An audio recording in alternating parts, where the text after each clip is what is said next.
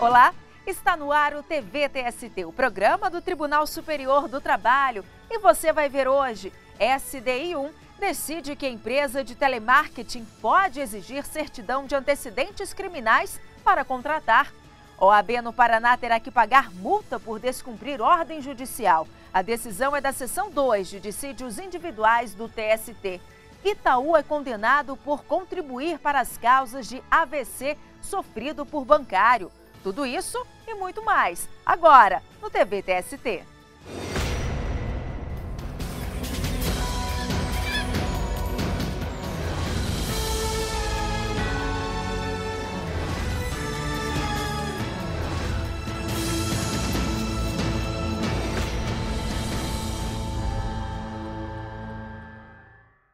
A seção 1 de dissídios individuais decidiu que não configura dano moral exigir do candidato a emprego em empresa de telemarketing certidão de antecedentes criminais.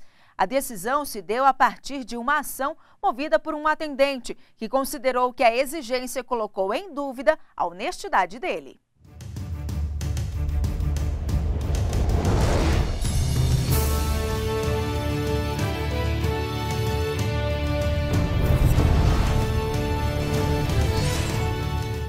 O empregado foi contratado como operador de telemarketing pela empresa AIC Centro de Contatos, que exigiu dele, na fase pré-contratual, a certidão de antecedentes criminais.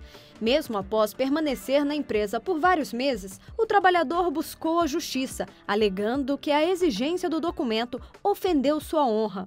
A empresa justificou a exigência, alegando que os funcionários têm contato com informações pessoais e financeiras do cliente, o que exige conduta ilibada. O caso foi parar no Tribunal Regional do Trabalho da 13ª Região, na Paraíba, que não aceitou o pedido do empregado, por entender que a exigência de antecedentes criminais para admissão no emprego não violou a honra do trabalhador e nem configura ato ilícito, uma vez que a certidão é expedida pelo poder público. O operador recorreu ao TST, onde a 8ª turma condenou a empresa a pagar a indenização de R$ 3.000 a título de dano moral ao empregado, por entender que houve conduta discriminatória por não ter fundamento legal.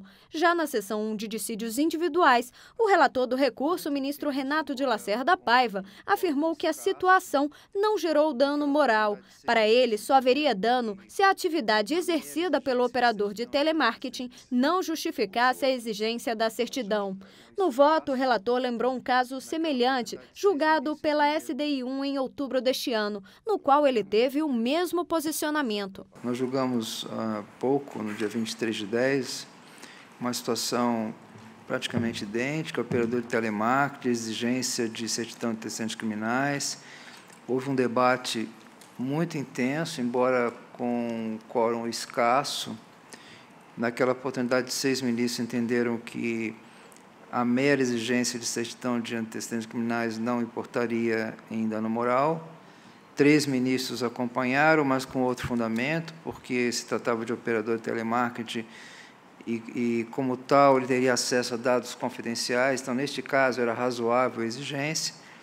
E 2 ou 3 ficaram vencidos. Eu estou retratando nesta ementa o que foi decidido no processo anterior. Mas estou chamando a atenção porque me parece que hoje o quórum é um pouco diferente e a questão é extremamente polêmica. Na ocasião, os ministros discutiram o caso de uma operadora de telemarketing que permaneceu por quase um ano na empresa e, ao ser dispensada, procurou a justiça alegando que o pedido da certidão ofendia a honra dela. O relator do processo, o ministro Augusto César de Carvalho, entendeu que a exigência geraria dano moral. A jurisprudência majoritária desta Corte vem decidindo que o pedido de apresentação da referida certidão para pessoas que se candidatam à vaga de operador de telemarketing, por exemplo, ou a trabalho que não esteja associado à possibilidade de um delito contaminar a credibilidade do trabalhador, enseja lesão moral possível de indenização. O voto do relator nessa ocasião ficou vencido. Por maioria, os ministros entenderam que o pedido da operadora de telemarketing não configurou dano moral, como destacou na época o ministro Renato. Mas eu tenho uma compreensão de que esse expediente, por si só, não gera dano moral. poderá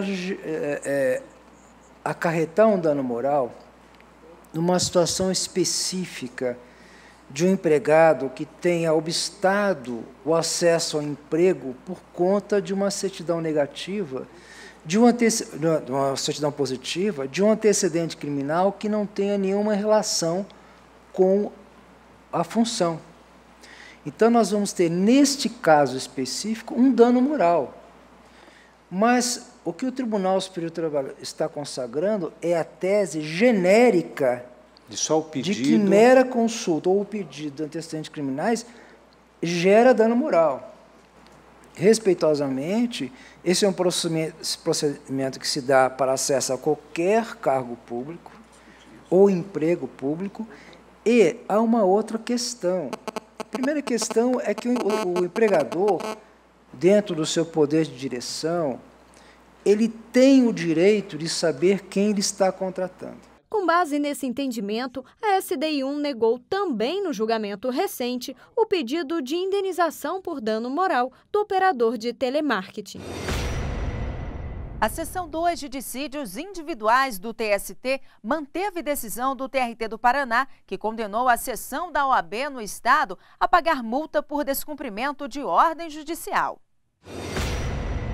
O caso teve início quando um advogado do Paraná entrou com ação trabalhista contra o escritório em que ele atuou por 7 anos. No processo, ele pediu o reconhecimento de vínculo de emprego, além do pagamento de verbas rescisórias, horas extras e FGTS, o Fundo de Garantia por Tempo de Serviço. A pedido do escritório, a 2ª Vara do Trabalho de Maringá determinou a Ordem dos Advogados do Brasil no Paraná que enviasse as cópias de representações disciplinares contra o ex-colaborador. Mas a OAB não atendeu ao pedido, por isso foi multada em R$ 1.250, que correspondem a 5% do valor da ação. A ordem recorreu ao TRT paranaense, alegando que não respondeu no prazo em razão do elevado número de ofícios que recebeu no período. Mas o regional manteve a decisão. O caso chegou ao TST. O relator na seção 2 de dissídios individuais, ministro Douglas Alencar Rodrigues, explicou que a OAB descumpriu uma decisão judicial.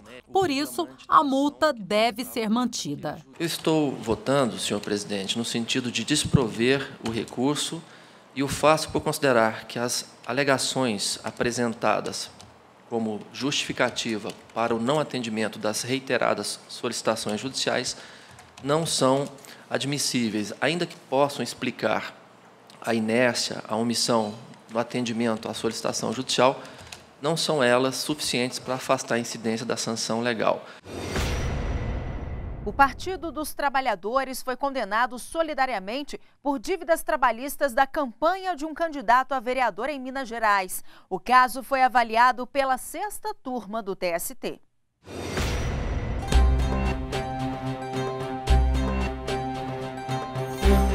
Na época das eleições, é comum que os candidatos contratem serviços de gráfica para a confecção de banners e santinhos, e também trabalhadores para a distribuição de panfletos nas ruas e mobilização de eleitores. Mas, de acordo com a lei das eleições, os débitos feitos durante a campanha, não quitados até a apresentação da prestação de contas, podem ser assumidos pelo partido político. Devido às regras eleitorais no Brasil, o nosso sistema eleitoral, que é um sistema proporcional, todo voto dado ao candidato, na verdade, pertence ao partido político. Então, isso acaba criando uma relação de codependência entre eles. E essa codependência leva justamente a essa responsabilidade solidária entre candidato e partido. O Partido dos Trabalhadores foi condenado ao pagamento de dias trabalhados, vale alimentação e transporte a 5 cabos eleitorais que firmaram contratos escritos e verbais com um candidato a vereador em Belo Horizonte. O político não compareceu às audiências e foi condenado a quitar os débitos. O PT também foi condenado solidariamente. Em todas as instâncias, o entendimento foi de que o partido se beneficiou do serviço prestado. Para o relator do caso, na 6ª turma, desembargador convocado Américo BD Freire, a condenação determinada em primeira instância observou os princípios do direito trabalhista, como proteção, continuidade da relação de emprego e norma mais favorável. O desembargador destacou ainda que candidato e partido trabalham juntos para obter sucesso nas eleições. Um consórcio de empreiteiras contratado para executar obras da Petrobras vai ter que devolver valores de taxa sindical cobrados de um trabalhador. Em recurso apresentado à 8ª turma do Tribunal Superior do Trabalho, o consórcio das empresas Odebrecht, Camargo Correia e Rotife tentava modificar uma decisão de segunda instância. O TRT do Espírito Santo havia condenado o consórcio a devolver os valores descontados de um montador de andaimes.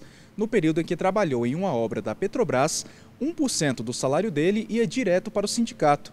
Era a chamada taxa de fortalecimento sindical, prevista em acordo coletivo. No recurso analisado pelo Regional, o consórcio alegou que a isenção da cobrança fere a Constituição e as leis trabalhistas que legitimam o pagamento de contribuição aos sindicatos. Mas o tribunal observou que esse tipo de desconto tem que ser autorizado pelo trabalhador. De acordo com a súmula 342 do Tribunal Superior do Trabalho, os descontos em folha só podem ocorrer mediante autorização prévia e por escrito do empregado para custear planos de assistência médica e odontológica, de previdência privada ou de entidade cooperativa, cultural ou recreativa dos trabalhadores. Como o montador tinha autorizado o desconto apenas para o pagamento de contribuição assistencial e sequer era sindicalizado, o consórcio deverá devolver os valores repassados ao sindicato.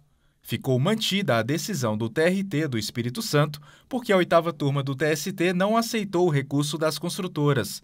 Para os ministros, as decisões apresentadas para fundamentar o recurso não têm relação com o entendimento do tribunal sobre o tema. E no próximo bloco, Itaú terá que indenizar bancário que teve um AVC. Não saia daí, nós voltamos em instantes.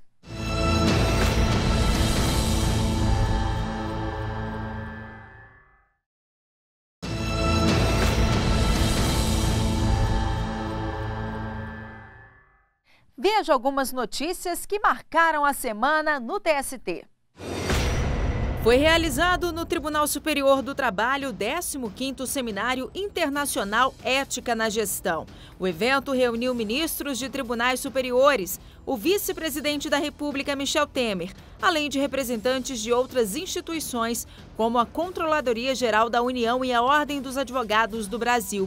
Na abertura do seminário, o presidente do TST, ministro Barros Levenhagen, destacou o compromisso da Justiça do Trabalho em pacificar os conflitos trabalhistas.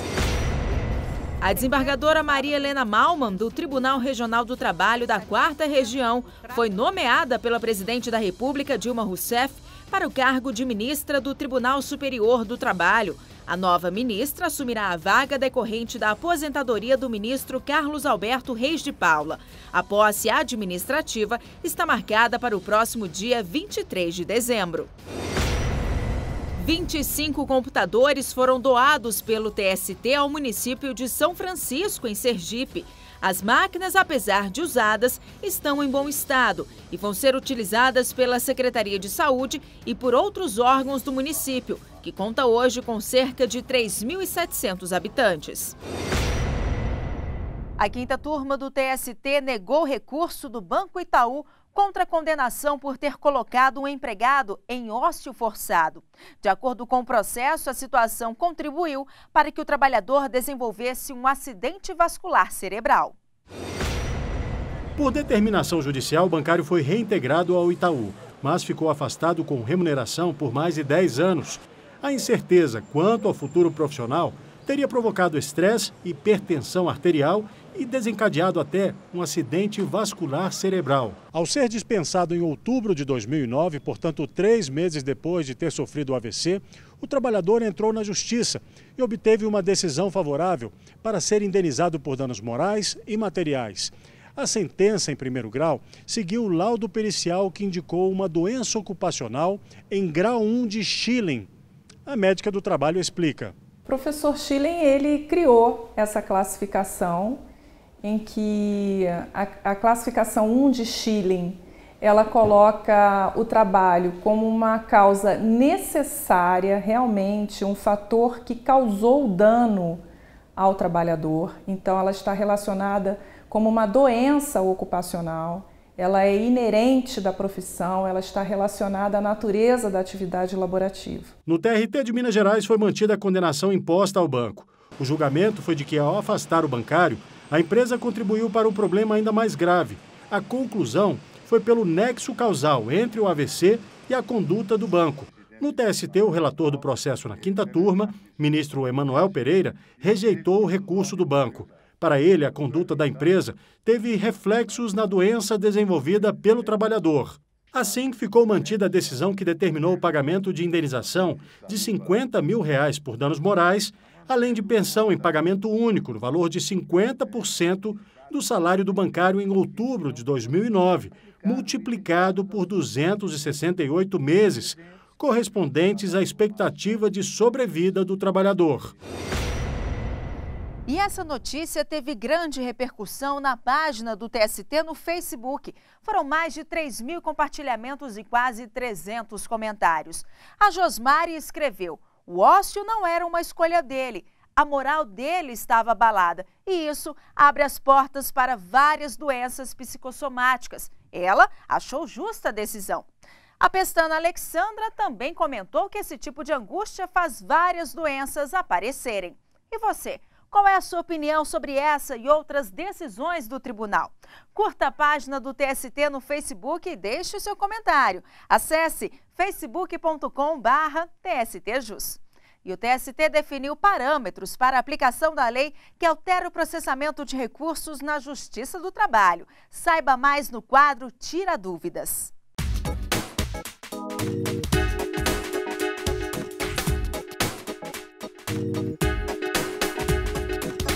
O que é o acórdão paradigma? Acórdão paradigma é modelo, né? O paradigma é um modelo, né? E seria, vamos dizer assim, o modelo ideal para a solução de conflitos, né? Os acórdãos paradigmas são aqueles que são trazidos para justificar uma divergência. Acórdão paradigma. Eu tenho um julgamento e trago a colação, ou trago a referência, uma decisão em sentido contrário, que é paradigma da divergência que eu estou arguindo. Não é? Essa seria um acórdão paradigma. Após a publicação do acórdão paradigma, quais procedimentos deverão ser adotados nas diferentes instâncias? O artigo 21 diz que, uma vez publicado o acórdão paradigma, a decisão central, o presidente ou vice-presidente do tribunal de origem, do tribunal de onde saiu aquele recurso de revista, e todos os demais, ele negará seguimento aos recursos de revista que estão sobrestados, suspensos na origem, se o acórdão já de cada um daqueles processos coincidir com a orientação do Tribunal Superior do Trabalho. Veja a racionalidade, eles não têm por que subir. Eles vão subir para quê? Para que nós digamos que a decisão é igual? Não tem sentido. Então veja o efeito prático, o efeito importante, em que nós resolvemos de forma múltipla, por atacado, todos os processos em que a decisão regional já seja igual à nossa. Esse é um aspecto. Segundo, item 2 do artigo 21. O órgão que proferiu o acórdão recorrido na origem reexaminará a causa de competência originária ou o recurso anteriormente julgado na hipótese de o acórdão recorrido contrariar a orientação do Tribunal Superior. Ou seja, nos casos que, ao contrário, o acórdão que deu origem ao recurso de revista e que está lá aguardando para subir, se esse acórdão estiver contrário à decisão do Tribunal Superior do Trabalho, não vai subir. O Tribunal Regional vai retratar-se, vai mudar e vai adequar a decisão ao que aqui se decidiu, por atacado. Não há necessidade de subir. Item 3. Os processos suspensos em primeiro e segundo graus de jurisdição retomarão o seu curso para julgamento. Aqueles que ainda não têm uma decisão, mas estão parados aguardando, eles voltam a andar para julgamento e para a aplicação da tese firmada pelo Tribunal Superior. Ou seja, os juízes de primeiro e de segundo grau poderão até ressalvar seu entendimento em contrário, mas eles terão que aplicar o entendimento que foi consagrado pelo Tribunal Superior do Trabalho. Veja o chamado efeito vinculante ou erga omnes dessas decisões. Isso é uma modificação realmente muito importante. E todas as dúvidas respondidas pelos ministros sobre a aplicação da nova lei estão no canal do TST no YouTube. O endereço é youtube.com/TST. E no próximo bloco, a ouvidoria do TST completa 11 anos e a data é celebrada com o lançamento de um novo serviço, a Central de Gestão da Informação. Não saia daí, nós voltamos em instantes.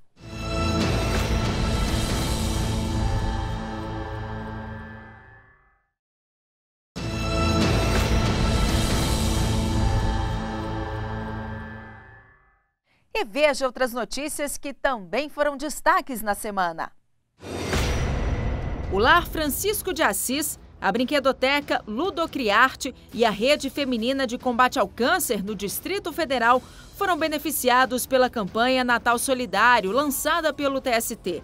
Durante todo o mês de dezembro, foram arrecadados donativos de servidores, magistrados e terceirizados com o intuito de beneficiar essas instituições carentes. Este mês, os servidores do TST assistiram ao filme A Felicidade Não Se Compra, um clássico natalino lançado em 1946. Ao final da exibição, o ministro Ives Gandra Martins Filho conversou com o público sobre os valores morais retratados na obra. O projeto Virtudes em Cena acontece uma vez por mês no TST, com o objetivo de destacar atitudes que valorizam o ser humano. O TST lançou a Central de Gestão da Informação. O novo serviço foi apresentado durante as comemorações pelos 11 anos da ouvidoria do tribunal. Na comemoração dos 11 anos da ouvidoria do TST, o ministro Barros Levenhagen, presidente do tribunal, elogiou o trabalho feito pelos servidores. O presidente da corte é também o ministro ouvidor. Pela resolução administrativa 1490 de dezembro de 2011, o presidente do TST assume também a direção e supervisão dos trabalhos da ouvidoria, que é um órgão importante dentro da estrutura do judiciário. A ouvidoria do Tribunal Superior do Trabalho, ela serve para trazer o cidadão mais próximo do tribunal.